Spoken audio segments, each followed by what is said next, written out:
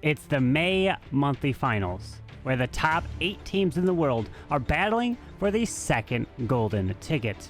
Let's recap how this year works. There's 5 seasons where we'll be giving away 5 golden tickets. A points leaderboard is brand new this year, where whoever earns the most points gets that golden ticket, plus a Chinese qualifier, and then the final last chance qualifier for the 8 golden tickets competing in the World Championship. With a prize pool of $39,000 this month alone, first place taking home $15,000 and that golden ticket.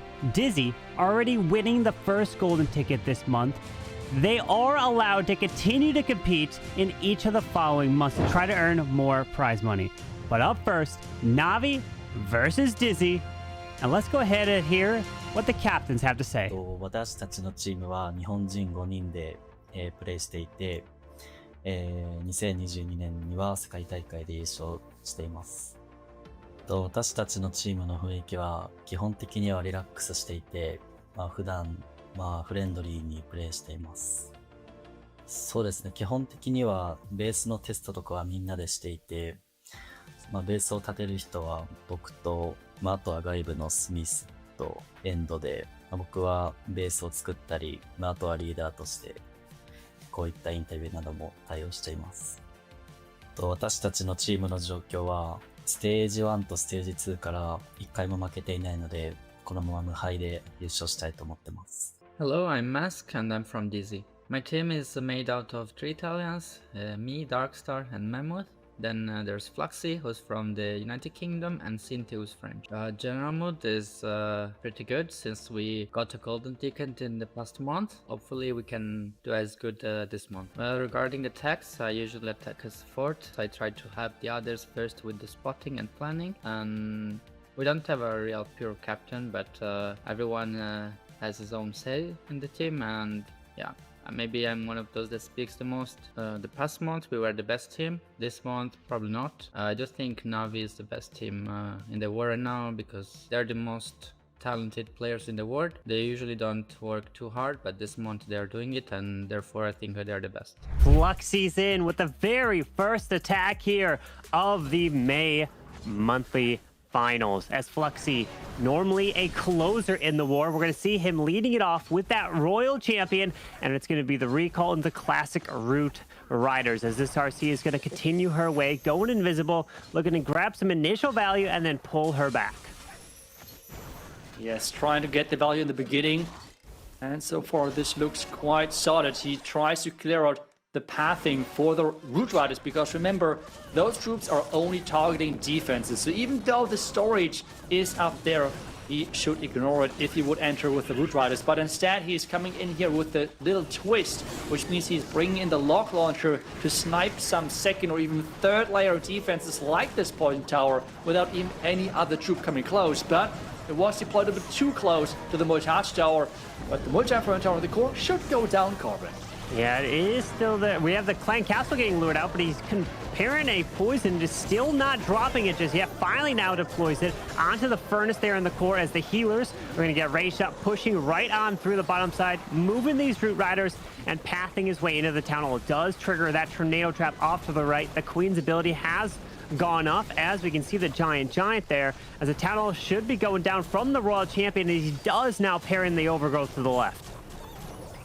Yeah, we have the Royal Champion keep moving forward, and she has the Rocket Spear, so we have to keep a close eye on her, because as soon as she's about to enter too much damage, he has to use her in advance, because if she's in close range to all of the major defenses, she's not going to survive, so he has to make sure that he's getting the timing right and not messing up that to, well, lose her early, because you want to have the Rocket Spear with that hero, and this just gives you so much power. And so far it looks somewhat good, with the monolith on the core being a big problem for him. Yeah, that monolith took the Queen down, as she did path her way straight into the middle. But the Royal Champion is using her Rocket Spear right on through, trying to get some value, moving into the multi, and then has to path into that test, or the monolith, but the Teslas are up to the top side, as the King still has his ability. Yeah, the King has the ability. The Snake Bracelet is a really favorite from those pros, because it's spawning those snakes, which is so crucial in hard mode. at the back end, there's still quite some defenses which are standing. The Giant is trying his best, but it's already across 90% 2-star mark, which is still quite solid. But I feel like just the last compartment might be a bit too much, depending on where the Giant goes. The Warden going down. And this means the last Mortage Tower seems to be the final boss with the Merge Cannon together. And this is the first defense for Navi. It's a high percentage though, so it's not the end of the world for sure. It is Klaus actually starting and taking on Synthe's base, as Klaus has the dragons with 12 invisibility spells. That's a lot of invisibility spells, and such a strong attack strategy if you can control those invisibility spells to redirect the Royal Champion into the direction you want her to go. There we go with the Earthquake. One of the main reasons why pros are using this spell is because Earthquakes are taking 29% damage off those buildings, and for one housing or one spell capacity, this is better value than bringing like another Invis spell, and this is why pros like to bring this. But right now, he's trying to get the timings right. The Fox already gone, which means at this stage he has to invest a lot of those invisibility spells, and he's trying to get the Town Hall, which he's able to redirect the Royal Champion towards right now. Very nice redirection of the Royal Champion into the core to secure that Town Hall. We saw a Tesla that was down south try to help bring that Royal Champion away from the core, but with so many Invis spells, Klaus was able to get the RC to path exactly where he wanted. Now she is going to die off and not invest that final Invis, as that Spitter is just staying up as he pairs in that poison onto the furnace in the core, and the dragons are now down. I'm a little bit surprised. I would have expected him to invest one more Invis to get that Fire Spitter, because that's exactly the defense which is on this back end, and it's even getting covered by the Sweeper. So I would have expected him to invest that one more spell, but maybe there is another plan for the defense on the back end. But for now, at least, that is going to be a threat for sure, which he has to consider. But Siege Barracks is now deployed as well to support the King. He just wanted to make sure that the King is not, the Siege Barracks not taking additional damage, which would be unnecessary. But now we can see the Fire Spitter start firing, and this can be a big problem for him. It can be. Like you mentioned, if he was able to invest that Invis for the Royal Champion, secure it, these dragons would not be taking as much damage into the core, as the King's Spiky Ball skips across through the top side, trying to keep these dragons alive in the middle. Only has that one Invis spell left, as the Monolith does just go down. As Super Minions have come out of that Siege Barracks, they are going to secure that Fire Spitter. But these defenses are slowly picking him off. Let's see if he can stay alive through this. Yeah, the combination of the Sweeper with the Fire Spitter, which makes it hard for the troops to get towards, was really painful, but maybe it's still enough. Yeah. There is an Expo trying his best to defend the storage, keeping the dragons away for now. A Black Knight popping up, and this is the Invis. He's, okay, redirecting the archers. I am surprised, to say the least. Oh, the Inferno Dragon. The Inferno Dragon. The Inferno Dragon! Oh my! Wait. Is it time? Time? Inferno Dragon's got a clutch right through the storage. He's got 10 seconds. Klaus's Inferno Dragon saves the day. Oh my. It is a 3-star. Barely getting that one done and giving them the advantage. Synthe is now in with dragons of his own, and also going in with that RC charge. And it really comes down to, if you find too many traps, you lose the Spirit Fox too early, you need to get the value with her, as we are finding quite a bit of giant bombs, small bombs, giga bomb right through here, which means no more Spirit Fox for this Royal Champion. Yeah, and as well, the Royal Champion herself is quite low on hit points. Using the ability now, which means he recovers a little bit.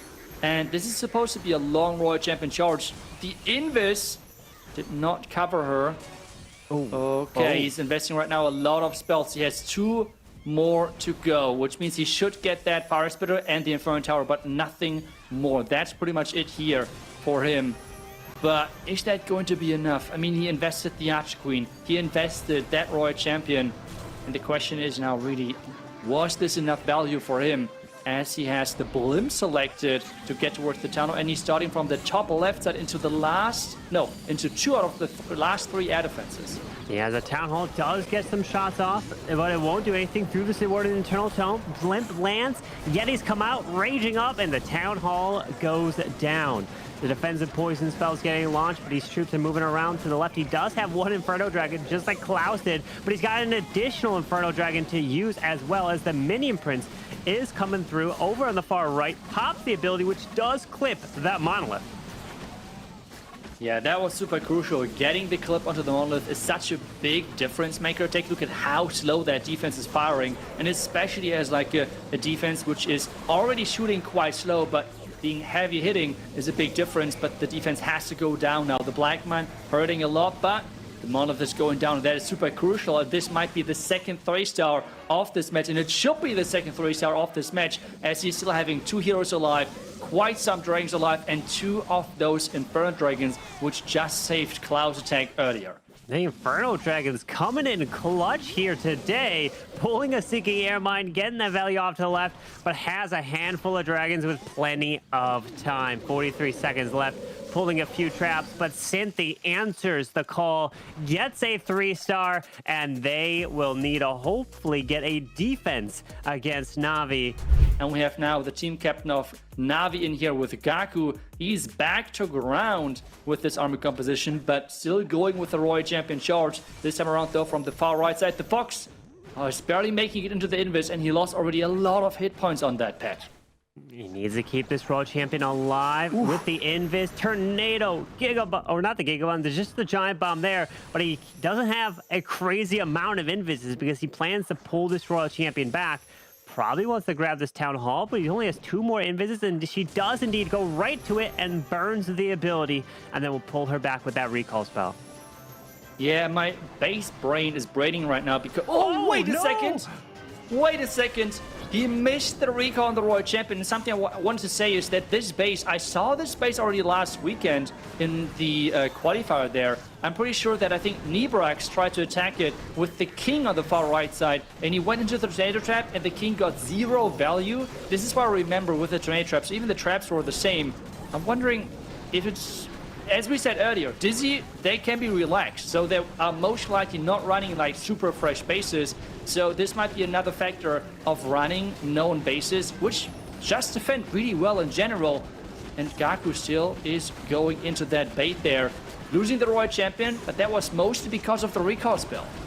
Yeah, having a Royal Champion with the boots is very helpful moving into a core of a base. But we do have balloons coming through into the middle, overgrowth being placed, and the roots are trying to path their way right through the core. As we have the snakes from that King off to the left, jumping the walls, but his King is gone. Does have the super barbs and the Queen with her ability still. Yeah, a lot of power still there, but the Giga Bomb hurting quite a bit. Healers are trying their best to keep up the troops, but the air defense is firing. And the healer staying alive with 1 hit point, but the overgrowth is waking up, and this means all of the defense are now firing at those troops, and this might be now the end for those troops. He still has a couple of spells left, and with that I mean 1 spell which he uses right now. But with this large compartment, I don't think that he has enough power. Yeah, he's trying to pass through, but that ricochet cannon will be nasty. The poison spell's coming back, and not enough troops remain. And this is gonna fall short for 2, but as long as he's getting above the 94%, which I don't know if he will, he needs a 94 to tie Fluxxy. Anything below that will be the advantage for Dizi. 92, the Giant will get a 93, but then it will get stuck on a wall. Oh my goodness. No. Is he gonna fall that short? 1 building short from Fluxxy. 93% there. We're seeing the Warden charge with the Rocket Loons. This is something which I personally expected from Synthe. He has posted a picture of him doing this strategy on Legends on social media with swagging not just the King, not just the Queen, but as well the Royal Champion in one of those attacks with this strategy. So it's incredibly strong. The only important thing is you have to keep the Warden alive. You have to get that fireball too, the fireball value, and he connects and gets it right into the core, and Darkstar one of the top players, if not, many are considering right now probably one of the #1 player in the world. This man has been hitting at an absolutely insane hit rate as this Warden Fireball connects with that value while the Flame Flayer continues through the bottom side. And a few Rocket Loons are going to come in as well, and then he could path his Warden maybe solo to the left, or wait, no. Rocket Loon off to the right. I'm trying to see. Does he try to pull this Warden over there? Doesn't look like it. If the Warden continues through the Town Hall, the Clan Castle is going to await him as he pushes right on in. Yeah, but there's not too much damage. Like, all of the Expos are at the top side, so this Warden is pretty safe with like 1 or 2 spells support versus the Town Hall, and that is exactly the position he wants to be in, especially now with the Super Minions supporting him. The Clan Castle is there as well. He's able to cover them with the poisons, and now he has the Minion Prince on the far left side. I think the Minion Prince with this strategy is such an amazing hero because you have so much power on the back end. It is crazy. I like to bring the Angry Jelly as well with it, but he's deciding to go with the Electro Owl because he has perfectly funneled this Minion Prince already in there. And now with the Dark Orb ability, he should cover the entire core and get crazy value while he can keep charge forward. But the Queen is having less coverage because there is no king in this army. With no king, you won't get any spiky ball or snakes to provide distractions. But we are now seeing the Royal Champion coming in with the Warden's assistance. Going to use that Rocket Sphere and the Warden's Rage Gem together to get some fantastic value. But he's only got 45 seconds left. 7 Rocket Loons still to deploy around this base with a few minions for cleanup. Yeah, but the Royal Champions keep charging forward. There is the freeze now to protect her. The healers are still on the Warden, trying their best. 30 seconds, 5 minions left to deploy, and there's 4 defenses with the Barbarian King in there as well. We have the Boogers trying their best to keep and support that Warden alive, but now with the King on defense and no support of a Headhunter, this is going to be rough. But still, 10 seconds. If the Warden is going down, actually he would get Sneezy, which would be not that bad, but I think it's just going to be a time fail in the end. It is. Time fail here, unfortunately, for Darkstar. We're now back to the Root Riders with the Royal Champion charge. Let's just hope that, well, the recall spell this time is going to hit its target. Yeah, you do not want to miss that RC. And with the recall, you never know. Sometimes you got to mind our own and just quickly dodges whenever you deploy that spell. As an invis off to the far right to prevent the Royal Champion from going over there. I felt like she was going to go into the air defense anyway, so we could have saved that invis. But, you know, they're the pros. They know better. As we have another invis coming for the Royal Champ. Moving right on through here to get the value. But the nice thing, he did pull out this Clan Castle, so he could pair in that poison right onto the Furnace now. Yeah, he could do that for sure. The Furnace is such an annoying defense to approach, and especially if it's like somehow taking your healers, those healers are gone. The reason is, I think as far as I know, the damage is actually a bit higher than displayed in the information screen. So you actually one-shot healers with 1 Pyro Spirit. So if you get them on there, they're done. And you can see already the healers, take a look at the hit points of the healers. They have to stay alive. He has to use the one ability or all of the healers are gone and they're just going down. He's not reacting. And this is now way too late. I think he has 1 healer left. He did not see the hit points of his troops. And I mean, without healers in hard mode, this is just rough. Yeah, he does pull a handful of these red air bombs with the balloon, and he's trying to continue his way through, but only 1 healer is somehow still staying alive behind these balloons that are pulling a few extra traps. The Royal Champion does have her ability. The Overgrowth is there, stalling things up, but the King will make his way all the way around to the bottom, but he is locking onto the Town Hall, taking that down for at least that 2nd star. But you know he's looking for that 3-star. He wants to be able to give Navi the advantage in this match here, as the Royal Champion does bypass some of the defenses because of the Overgrowth timing, but this final section here is picking his troops off, but he still has to try to pass through that monolith, and there's no more Root Riders. Yeah, there's not many more Root Riders indeed. And again, I'm trying to remember, but I think this time, I think this base is from Tribe. Like, I'm really trying to like go into the base memory right now, but this base as well, I saw this already last weekend, and this seems to be the strategy of Dizi. Like, We have talked about that earlier. They have their golden ticket, which means they are not going to commit the same time investment as some of the other teams. For them, it is practice and all about the prize money itself. And this means they will most likely run bases, which we have seen from other teams, which were really successful defending for them. And I really believe that was one of the bases from Tribe, especially for them. Most of the entries went into the monolith of the Royal Champion charge and was not tripled once. Well, let's see here as the Root Riders are the call. Does have that Royal Champion, and he's going with 2 Overgrowths. That's a lot of overgrowth, which means he does not have any rages whatsoever. And, well, that is not as common, I want to say. Wait, he invested? Wait, that is not common whatsoever. Mask, what are you doing? That's supposed to be a Royal Champion charge, not a Queen and Warden charge. That's not the meta, buddy. Okay, he's still doing it anyways, going in with the Rage Gem on the Warden and doing now an invisible Queen and Warden charge. That's kind of cool, not gonna lie. There's the recall, recalling everything, and you say create the funnel. The question now is, was this better or the same as Royal Champion charge, based on your opinion? Well, I'm curious because, look, he has 3 more invises, so you could send that RC a little bit later in the attack. I would say I like it. You know, I always like something that's different. Something that you don't always see too often is maybe some pros will pick up on those small little minute differences that someone brings. As we're seeing the main push with these Root Riders trying to pass through does have that Warden internal tome, and now deploying the Royal Champion to join in right on into the cores. A few delayed balloons are coming through to try to pose. Oh, there's a red Resma. Oh my goodness, that Warden ability just protects them.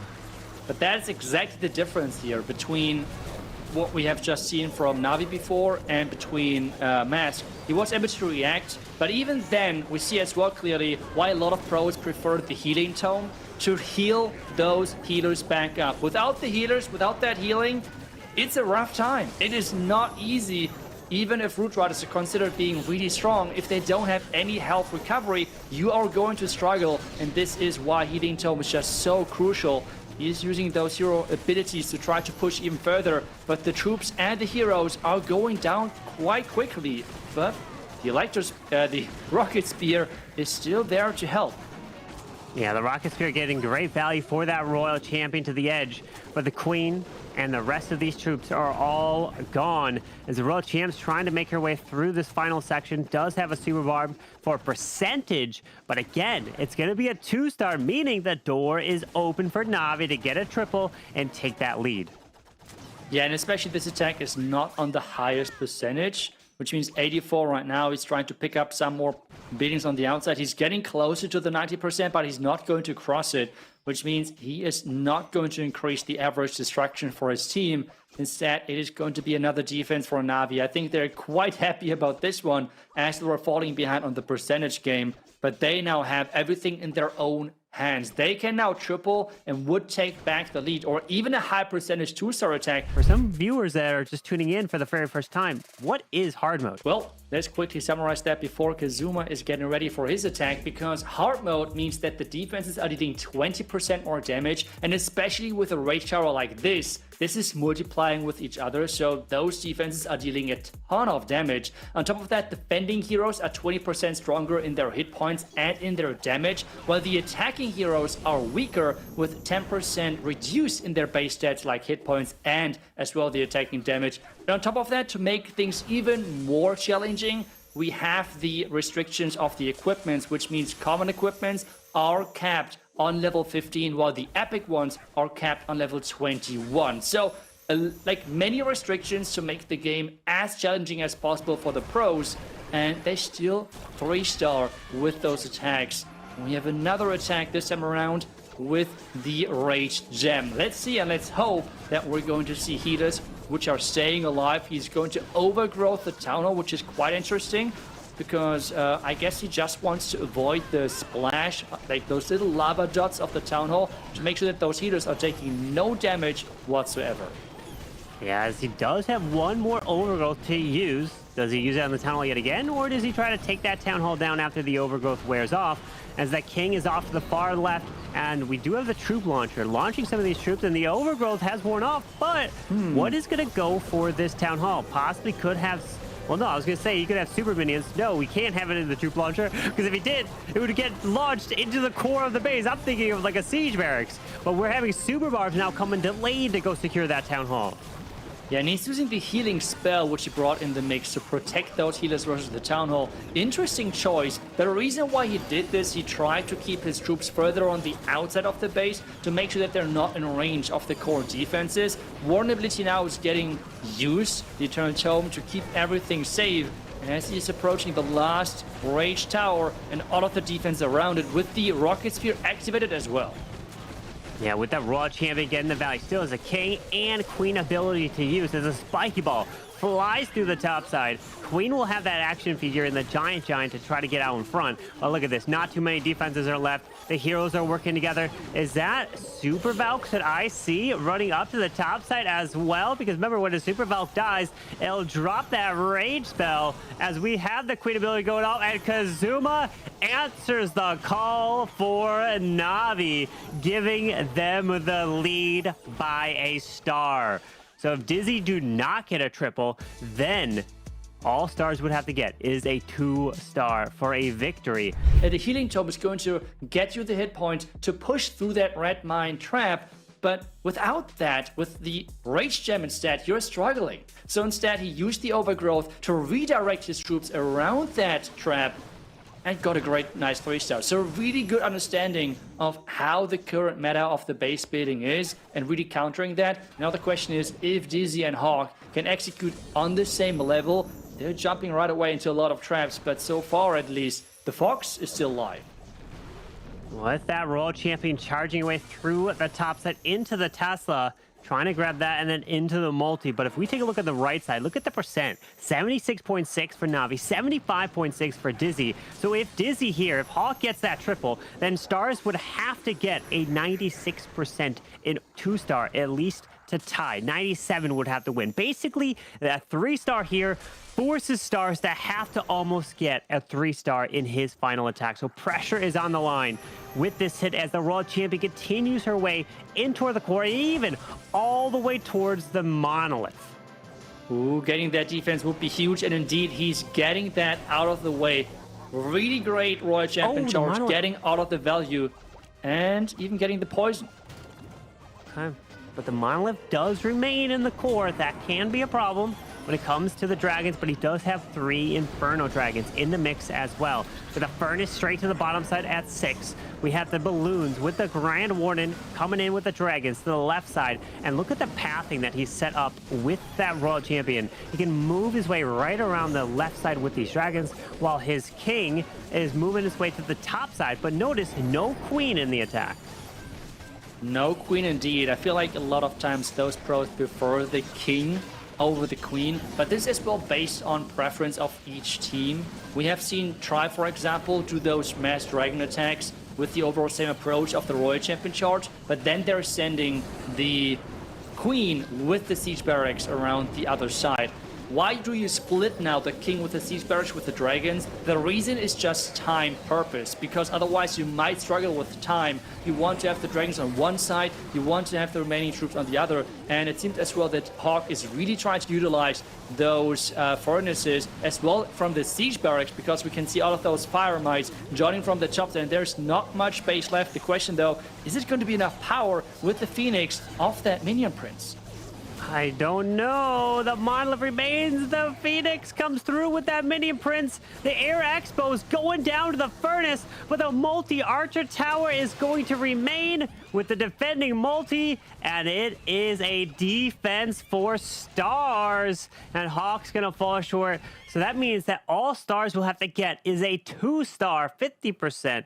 Just a straight up 2, and they will be at 12 because Dizi is finishing at 11. What do you guess? I guess Star Wars is going as well with the dragons, or do you think he's going to go with ground? Nah, I mean, you got to go with the safest approach. And is that dragons with a blimp for the town hall? I mean, that's a pretty safe approach to be able to take that down, because if you go with root riders, Well, scratch that. No, not even close to what I was predicting. It is a Super Witch with a Fireball on that Grand Warden.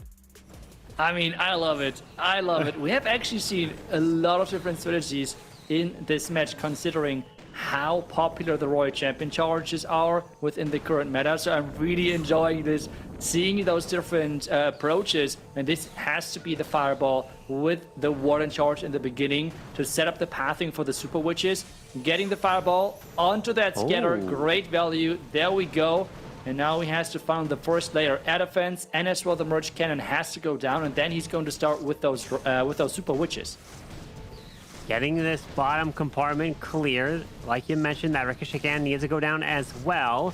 So we do have this Nizi, which will be able to spawn the boogers there to pull red air bombs, as Super Witches will then eventually move their way in towards the core. But is he going to make his way to the left side?